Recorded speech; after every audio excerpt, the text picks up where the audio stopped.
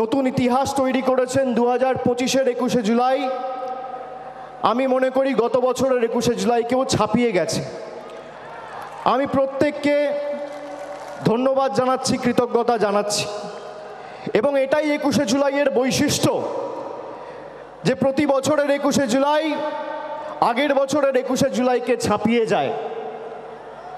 BJP, Trinamool Congress লড়াই করছে সম্মুখ সমরে, কিন্তু বিজেপির সাথে তৃণমূলের পার্থক্য কি?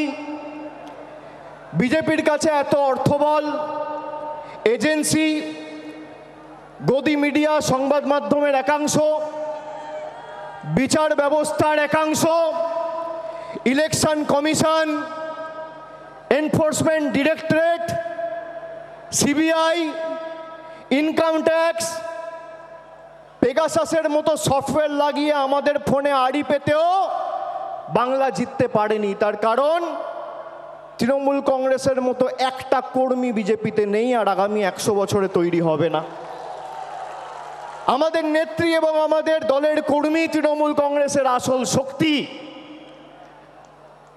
আমি নত মস্তকে প্রত্যেকটা কর্মীর পায়ে, যারা সকাল 6টা থেকে ভিড় করে এই 21শে জুলাই আমাদের নেতৃত্ব থেকে দিক নির্দেশ নেবেন, তার বক্তব্য শুনবেন, মননে গ্রহণ করবেন, বাস্তবে রূপায়ণ করবেন বলে এই ধর্মতলার বুকে এসে পৌঁছেছেন। আমি সকলকে নতমস্তকে কুর্নিশ জানাচ্ছি, স্যালুট জানাচ্ছি, সালাম জানাচ্ছি। 2024-এর 21শে জুলাইয়ে আমরা বলেছিলাম যে 26-এর যে লড়াই আছে, আপনারা প্রস্তুত হন, সকলকে ঐক্যবদ্ধ হয়ে প্রস্তুত হতে হবে।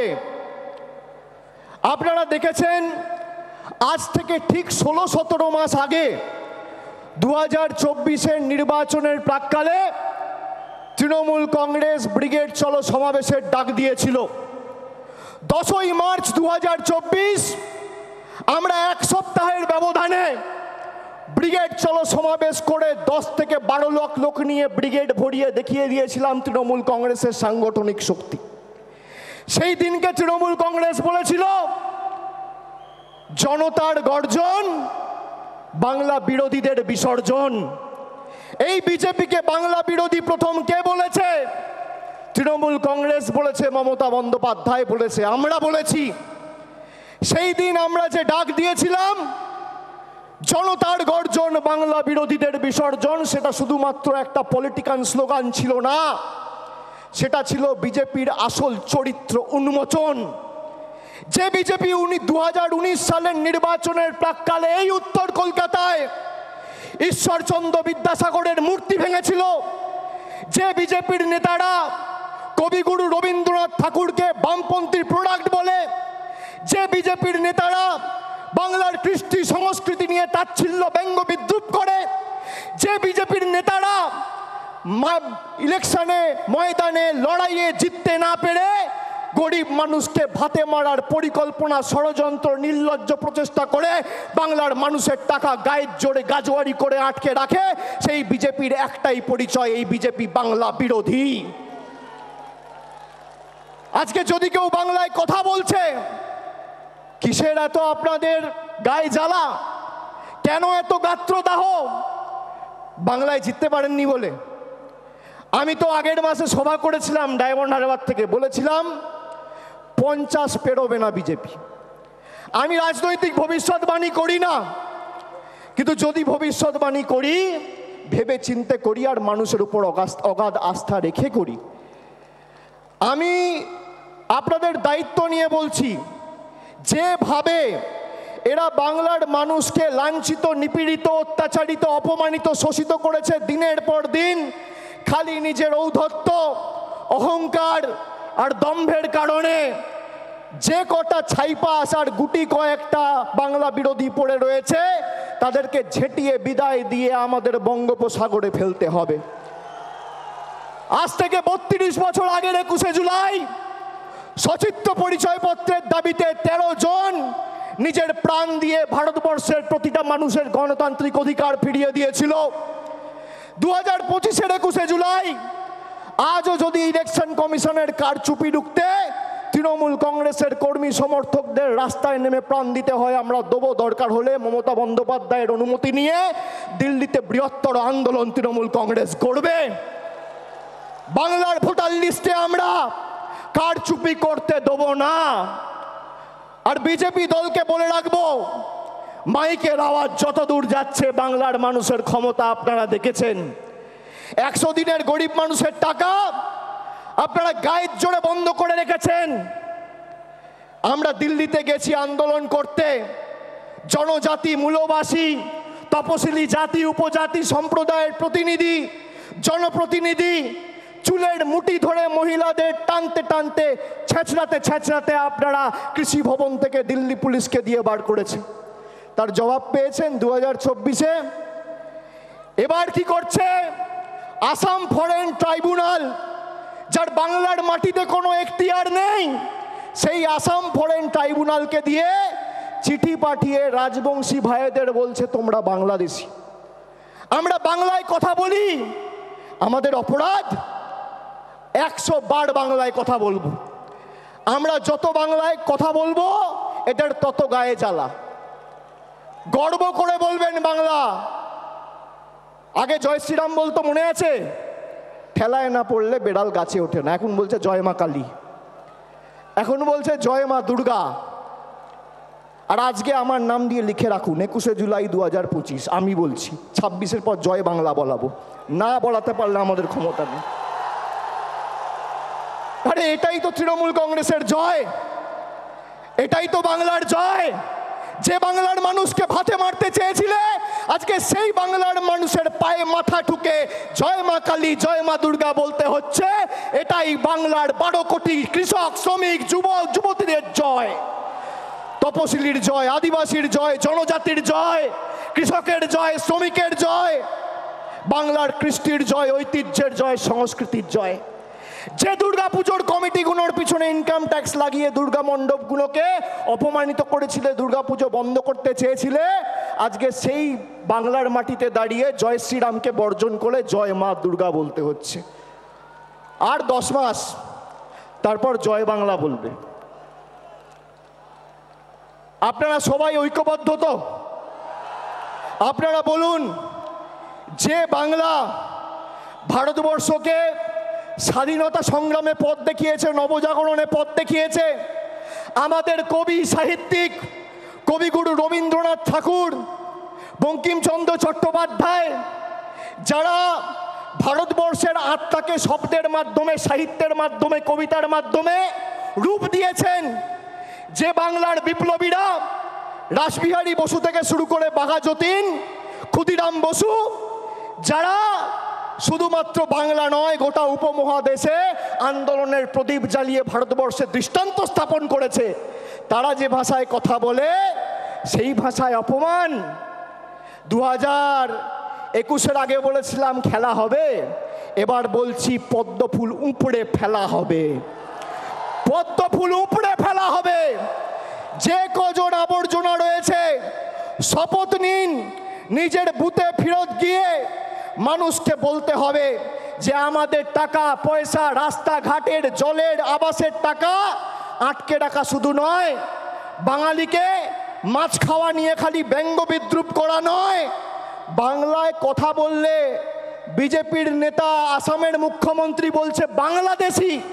আজকে বলুন প্রায় 15 দিন হয়েছে এই বিজেপির নেতারা দিল্লির দায়িত্বে, দেশের দায়িত্বে, যারা দলের দায়িত্বে রয়েছে, প্রধানমন্ত্রী থেকে শুরু করে স্বরাষ্ট্রমন্ত্রী, বিজেপির সর্বভারতীয় সভাপতি, কি ব্যবস্থায় হিমন্ত বিশ্ব শর্মার এগেনস্টে নিয়েছে। একজন নির্বাচিত মুখ্যমন্ত্রী তিনি পদে বসে বলছেন বাড়িতে বাংলায় কথা বললে বাংলাদেশি। গর্ব করে বলবো। আর আমি তো বলবো আমাদের এবার নিয়ম নেওয়া উচিত যে অন্তত পক্ষে এই সেশনে আমরা পার্লামেন্টে দরকার হলে বাংলায় বক্তব্য রাখবো, কথা বলবো, দেখি কার গায়ে জ্বালা। আগে দিনে যদি 10 বার বলতাম, এখন 500 বার বলবো। তোমাদের কথায় তৃণমূল কংগ্রেস আর বাংলার মানুষ উঠবে, বসবে। আমরা বাংলার সন্তান গুজরাট উত্তরপ্রদেশের নয়। আমরা বশ্যতা স্বীকার করব না, আমরা মেরুদণ্ড বিক্রি করব না, আমরা আত্মসমর্পণ করব না। গলা কেটে দিলেও জয় বাংলা বেরোবে, তৃণমূল কংগ্রেস জিন্দাবাদ বেরোবে। কত ক্ষমতা আছে ভারতীয় জনতা পার্টির? একদিকে ইডিকে লাগিয়ে বিরোধী দলের নেতাদের স্তব্ধ করা, আর একদিকে ইলেকশন কমিশনকে লাগিয়ে মানুষের ভোটাধিকার কেড়ে নেওয়া। দুটো ই, একটা ইডি আর একটা ইসি, একটা এনফোর্সমেন্ট ডিরেক্টরেট আর একটা ইলেকশন কমিশন। এই দুটো ইকে কাজে লাগিয়ে একদিকে বিরোধী নেতাদের জেলে ঢুকাচ্ছে, আর একদিকে বিরোধী দলের ভোটার বা ভারতবর্ষের নাগরিকদের ভোটাধিকার কেড়ে নিচ্ছে। আমি বলছি আপনাদের, কেউ চিন্তা করবেন না, আপনারা সবাই দেশের নাগরিক। দেশের নাগরিকের ছাড়পত্র দেশের প্রধানমন্ত্রী আর ইলেকশন কমিশন দেবেন না। এই মাটি আমার, এই মাটি আপনার। যে কথায়, যে ভাষায় আপনি জন্মের পর কথা বলতে শিখেছেন, যে ভাষায় মা বলেছেন, যে ভাষায় বাবার সাথে কথা বলেছেন, যে ভাষায় আপনার প্রথম প্রেম ভালোবাসা, সেই ভাষাকে বিজেপি বৃদ্ধাঙ্গুষ্ঠ দেখিয়ে আমাদের অপমানিত করবে, আর আমরা বসে বসে সব মুখে কুলুপ বেঁধে বসে থাকবো। আপনারা মূর্খের স্বর্গে বাস করছেন। তবে আমরা বৈষম্যের রাজনীতিতে বিশ্বাস করি না। আমাদের এখানে যারা অবাঙালিরা আছে, আমরা নানা ভাষা, নানা মত, নানা পরিধান, বিবিধের মাঝে দেখো মিলন মহান, এই মন্ত্রে বিশ্বাস করি। আমরা বৈচিত্র্যের মধ্যে একতার মূল মন্ত্রে বিশ্বাস করি। আমাদের বাংলার মাটিতে দুর্গাপুজো, কালী পুজো হয়, আমাদের বাংলার মাটিতে রামনবমী, ছট পুজো হয়, আমাদের বাংলার মাটিতে পবিত্র ঈদও হয়, আমাদের বাংলার মাটিতে বড়দিনও আমরা একই উৎসাহ নিয়ে পালন করি। এটাই বাংলা। এবং এই বাংলাকে কোনোদিন কেউ আঁচড় কেটে শান্ত বাংলাকে অশান্ত করতে পারবে না। যে আগুন নিয়ে খেলবে সে নিজে পুড়ে যাবে। हमसे जो टकराएगा वो चूर चूर हो जाएगा, चूर चूर हो जाएगा। আমি আপনাদের বলছি, 1 ইঞ্চি জায়গা ছাড়বেন না। এরকম না আত্মতুষ্টিতে ভুগলে হবে না যে তৃণমূল জিতছেই, মমতা ব্যানার্জি আছে, আমরা লড়ে নেব। মমতা ব্যানার্জি আছে, সে আমাদের নির্দেশ দেবে, পথ চলার দিশা দেখাবে। মাঠে ময়দানে আমাদের সবাইকে লড়তে হবে, 1 ছটাক জমি ছাড়া যাবে না। দেখি এদের কত ক্ষমতা। বাংলার মানুষকে ডিটেনশন ক্যাম্পে নিয়ে যেতে চায়, এদেরকে 26-এর পর ডিটেনশন ক্যাম্পে আমরা নিয়ে যাব। এদেরকে ডিটেনশন ক্যাম্পে রাজনৈতিকভাবে, গণতান্ত্রিকভাবে হারিয়ে আমরা নিয়ে যাব। আমাদেরকে আপনি বলবেন দেশের নাগরিক, আর কে দেশের নাগরিকরা? 70টা বিধানসভায় জিতে আর 12টা লোকসভায় জিতে ভারতবর্ষের বিভিন্ন জায়গায়, দিল্লিতে, জয় হিন্দ কলোনিতে বাঙালিদের উপর অত্যাচার, আক্রমণ, বিদ্যুৎ কানেকশন, জলের কানেকশন কেটে দেওয়া হচ্ছে। আজকে যারা বাংলায় 70টা আসন আর 12টা লোকসভায় জিতে ভারতবর্ষের বিভিন্ন ঝুপড়িতে, ভারতবর্ষের বিভিন্ন বস্তিতে, বিভিন্ন জায়গায় বাঙালিদের আক্রমণ করতে পারে, অ্যারেস্ট করতে পারে, বাংলাদেশি বলতে পারে, তারা যদি বাংলা দখল করতো কি হতো? কি হতো? এদেরকে একটা জায়গা ছাড়া চলবে না, যেখানে মনে হচ্ছে। আচ্ছা বলুন তো, আমরা কোনোদিন প্রতিহিংসার রাজনীতি করেছি?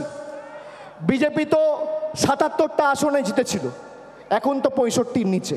যত দিন যাবে তত মায়ের ভোগে যাবে। তো 77টা আসন জিতেছিল।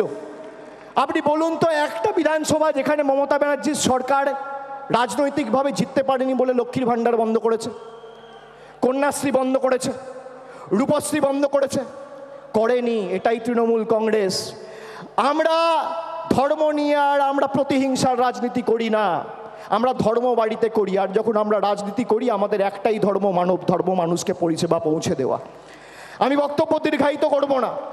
আপনাদের সকলকে আরেকবার আমার কৃতজ্ঞতা, প্রণাম, অভিনন্দন জানিয়ে, সকলকে সালাম জানিয়ে আজকে 21শে জুলাইয়ের এই মঞ্চ থেকে আরেকবার শপথ নিয়ে যে আগামী 26-এ এদের শূন্য করে ছাড়তে হবে। জোর গলায় বলুন আর গর্ব করে বলুন, দুহাত তুলে গলায় যত আওয়াজ আছে তুলে বলুন, যেন দিল্লিতে কম্পন অনুভব হয়। জয় বাংলা, জয় বাংলা, জয় বাংলা। গলায় যত জোর আছে, দিল্লিতে যেন কম্পন অনুভব হয়। জয় বাংলা, জয় বাংলা, জয় বাংলা, জয় বাংলা, জয় বাংলা, জয় বাংলা, জয় বাংলা, জয় বাংলা, জয় বাংলা, জয় বাংলা, জয় বাংলা, জয় বাংলা, জয় বাংলা, জয় বাংলা। অনেক অনেক ধন্যবাদ, নমস্কার। বাংলার আওয়াজ, বাঙালির আবেগ, জি 24 ঘন্টা।